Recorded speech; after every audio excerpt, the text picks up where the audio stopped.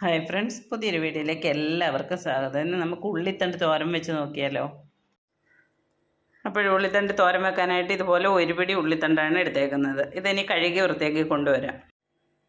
അപ്പോൾ നമ്മുടെ ഉള്ളിത്തണ്ടൊക്കെ കഴുകി വൃത്തിയാക്കി കൊണ്ടുവന്നിട്ടുണ്ട്. ഇനിയിപ്പോൾ ഇത് തോരൻ വെക്കാനായിട്ട് നമുക്ക് ചെറുതായിട്ട് അരിഞ്ഞെടുക്കാം. അപ്പോൾ നമ്മുടെ ഉള്ളിപ്പൂവൊക്കെ നല്ലപോലെ അരിഞ്ഞുകൊണ്ട് വന്നിട്ടുണ്ട്. ചെറിയ ചെറിയ പീസുകളാക്കി അരിഞ്ഞെടുത്തിട്ടുണ്ട്. കണ്ടിത് ഇതുപോലെ ചെറിയ ചെറിയ പീസുകളാക്കിയാണ് അരിഞ്ഞെടുത്തേക്കുന്നത്. ഇത് അരിയുമ്പോഴേ നമ്മുടെ സവാളയൊക്കെ അരിയുന്ന കൂട്ട് തന്നെ അതിൻ്റെ നീര് കണ്ണിലേക്ക് തെറിക്കുമ്പോൾ ആ ഒരു എരിവ് നമുക്ക് അനുഭവപ്പെടും. ഇനി നമുക്ക് ഇതിനുള്ള അരപ്പും കൂടെ തയ്യാറാക്കാം. അതിന് തോരൻ വെക്കാനായിട്ട് ഒരു 10 ചെറിയ ഉള്ളിയും കൂടെ ഞാൻ അരിഞ്ഞെടുത്തിട്ടുണ്ട്. സവാള എടുക്കുന്നതിനെക്കാട്ടി ടേസ്റ്റ് കൂടുതൽ ചെറിയ ഉള്ളി എടുക്കുന്നതാണ്. അപ്പോൾ തോരൻ്റെ അരപ്പിന് ആവശ്യമായിട്ടുള്ള തേങ്ങയൊക്കെ എടുത്തു വെച്ചിട്ടുണ്ട്. അതിലേക്ക് എരിയുടെ ആവശ്യത്തിനുള്ള കാന്താരി മുളക് ഇട്ട് കൊടുക്കാം. 3-4 ചെറിയ ഉള്ളി ഇട്ട് കൊടുക്കാം.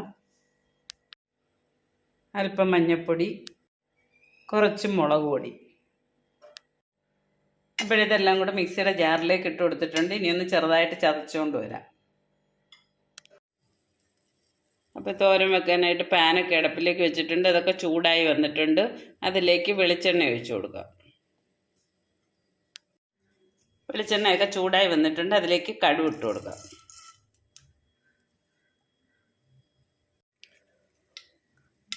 കടുവൊക്കെ പൊട്ടിയിട്ടുണ്ട്. അപ്പോഴതിലേക്ക് 2 വറ്റൽമുളക് ഇട്ട് കൊടുക്കാം.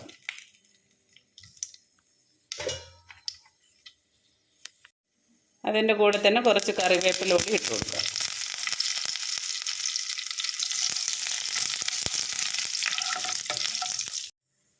ഇനി അതിലേക്ക് അരിഞ്ഞു വെച്ചേക്കുന്ന ചെറിയ ഉള്ളി ഇട്ട് കൊടുക്കാം. തോരന് ആവശ്യമായ ഉപ്പൂടെ ഇട്ട് കൊടുത്തിട്ട് ഉള്ളി നല്ലപോലെ ഒന്ന് വാട്ടിയെടുക്കാം.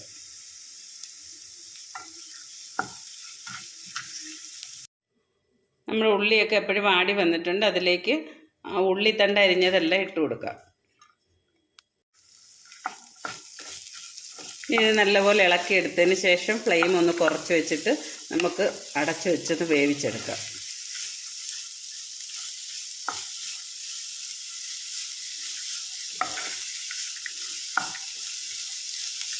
ആ ഉള്ളിയും ഉപ്പും എല്ലാം കൂടെ ഒന്ന് യോജിച്ച് വരാൻ വേണ്ടിയിട്ട് നല്ലപോലെ ഇളക്കി വെക്കണം.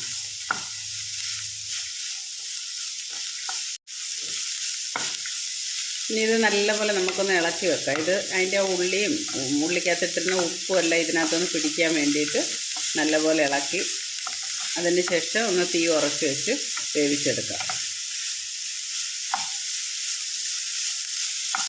അപ്പോൾ ഇട്ട് കൊടുത്ത ഉള്ളിത്തണ്ടൊക്കെ നല്ലപോലെ അതിനകത്തുനിന്ന് ഇളക്കി യോജിപ്പിച്ചിട്ടുണ്ട്. ഇനി നമുക്ക് ചെറിയ തീയിൽ അടച്ചു വെച്ച് വേവിച്ചെടുക്കാം. ഇനി നമുക്കിത് നല്ലപോലെ ഒന്ന് ഇളക്കി വെച്ച് കൊടുക്കാം.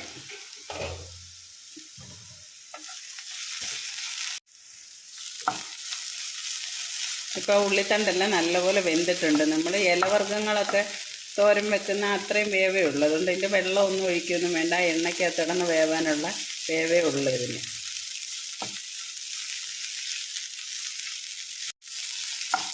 ഇനി നമുക്ക് അരച്ച് വെച്ചേക്കുന്ന അരപ്പ് ഇതിലേക്ക് ഇട്ട് കൊടുക്കാം.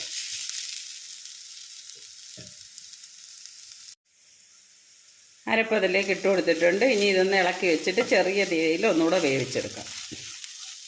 അരപ്പൊക്കെ ഒന്ന് ആവി കയറി വരുന്നിടം വരെ ഒന്ന് അടച്ചു വെച്ചൊന്ന് വേവിക്കാം.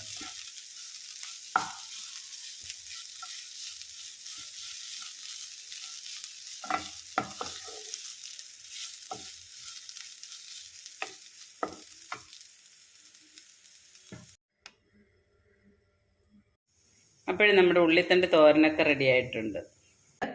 അപ്പോൾ എല്ലാവരും ഇതുപോലെ ചെയ്ത് നോക്കുക. വീഡിയോ ഇഷ്ടപ്പെട്ടാൽ ലൈക്ക് ചെയ്യാനും ഷെയർ ചെയ്യാനും സബ്സ്ക്രൈബ് ചെയ്യാനും മറക്കരുതേ. പുതിയൊരു വീഡിയോയുമായി വരുന്നത് വരെ ബായ്.